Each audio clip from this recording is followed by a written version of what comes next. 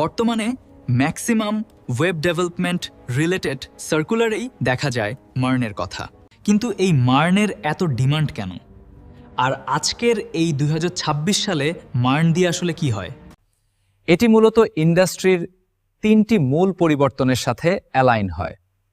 AI assisted development, move to TypeScript এবং unified demand of full stack engineers. আবার MERN এমন একটি platform করে দিয়েছে যার ফলে front end and back end দুটোই জাভাস্ক্রিপ্ট বা টাইপস্ক্রিপ্ট ব্যবহার করে করা যায়। অর্থাৎ একজন ডেভেলপারই এখন ফ্রন্ট এন্ড এবং ব্যাক এন্ড দুটোই পারছে। আবার একজন লার্নার হিসেবে আমাকে হাজারটা প্রোগ্রামিং ল্যাঙ্গুয়েজ শিখে ব্রেইনে অতিরিক্ত চাপ নিতেও হচ্ছে না। মার্নের আরেকটা মজার বিষয় হলো এর এআই ফিচার। মঙ্গোডিবি এখন কোনো ডাটাবেস না, এটি এআই চালিত সকল অ্যাপ্লিকেশনগুলোর জন্য ভেক্টর সার্চ সাপোর্ট করে, যা চ্যাটবট বা রিকমেন্ডেশন সিস্টেম তৈরিতে দারুণ কাজে দেয়।